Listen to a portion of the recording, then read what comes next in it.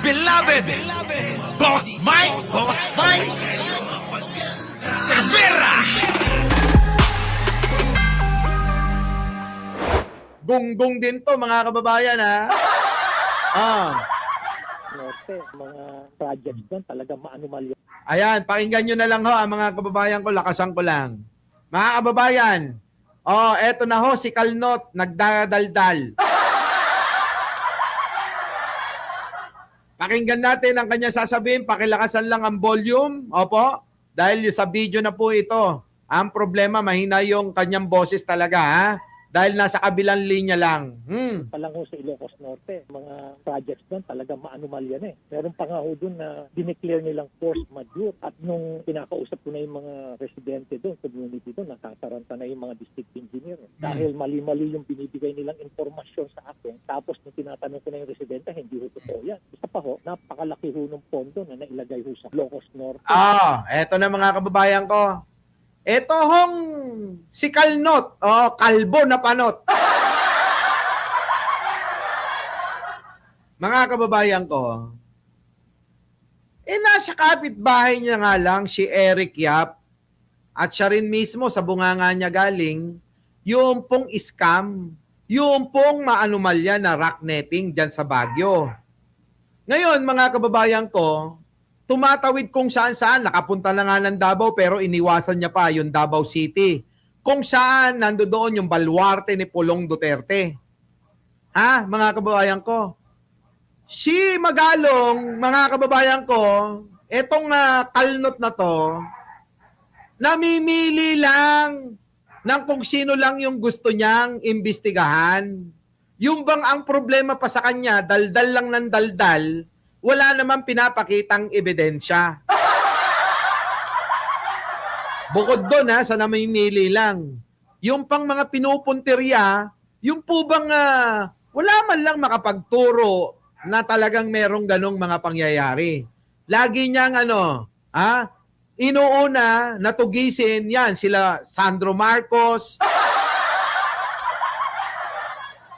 Alam nyo mga kababayan ko, ito ang problema sa kanya. Ito na nga, nasa harapan mo, kapitbahay mo. Eric Yap na lang. Total naman, ikaw unang nag-expose ng rock netting. Bakit hindi mo na mabanggit-banggit ngayon? Di ba kayo nagtataka, mga kababayan ko? At kailan nyo narinig itong Kalnot na to? Ito, panot. Kailan nyo narinig na sinita niya, inimbestigahan niya, kahit man lang alingas-ngas, bulong man lang. Ibulong man lang niya yung pangalang Eric Yap at Pulong Duterte. Meron ba? Meron ba mga kababayan? Wala! Kasi mga kababayan, nanginginig ang itlog niya pagka yung mga tao na yon. Ewan ko kung ano meron ha. Diba? Ano ba? Tanong nyo kay Libayan, baka alam niya. Uy, Libayan, bakit ba ganyan si Magalong? Takot na takot ba kay Eric Yap at saka kay Pulong Duterte yan? Ano, nanginginig ang itlog niya pagka sila? Diba? Kaya doon na lang ibaling sa iba? Walas stick, walang jowa. Ngayon, pansinin nyo lang, mga kababayan, ha? Pansinin nyo lang kasi yon yung napapansin ko talaga. Pagdating, mga kababayan ko, pagdating talaga sa pangalang Pulong, hindi nyo marinig sa bunganga neto kahit man lang ilapag sa bumbunan niya. Ulitin mo. Hindi talaga natin marinig kahit alingas-ngas sa bunganga niya, kahit man lang sana isulat niya sa bumbunan niya yung pangalang Pulong Duterte. Duwag yan si Kalnot. Ewan ko. Diba? Tatatlong letra lang naman yung apelyido ni Yap. Uy! Magalong, sulat mo na lang dito sa bumbunan mo. YAP. Yap! Ano? 3 letra lang yun, oh. Oh, ngayon. Oh, isipin nyo maigi yan. Bakit? Anong meron? Samantalang si Manny Pacquiao, marami nang nagturo dyan. Ha? Ang dami ng mga nagtuturo na si Yap, si Pulong, ay magtandem sa pangungurakot dyan sa kontrata ng rock netting sa Baguio.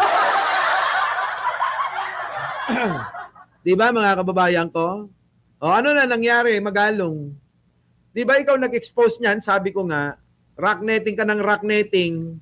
Ano ba, naumpog ka na ba? Nabagsakan ka na ba ng bato sa ulo mo kaya nakalimutan mo na? Ay, nako. Oh, yan mga kababayan ko. So kayo, kayo po mga kababayan, anong masasabi nyo dyan? Ako sa akin naman, nagsasalita ako ayon sa obserbasyon ko. Di ba? Abay, pinipili niya lang, mga kababayan, yung tao na iimbestigahan. Nakatutok lang kay Martin Romualdez. Ayan Ano na, Ninong? Ninong! Oh, nakatutok lang kay Sandro Marcos, kay Saldico. Putik na yun, nasa kapitbahay mo lang, lumayo ka pa. Ilocano rin naman to eh. Sabi nga sa atin, di ba? Ano sabi sa atin, Magalong? Karuba first before others.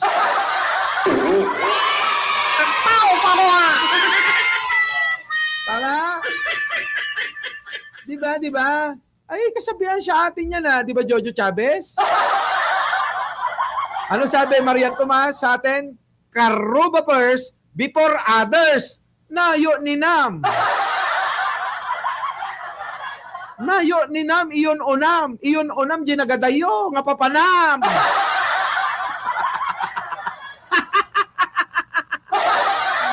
Diba?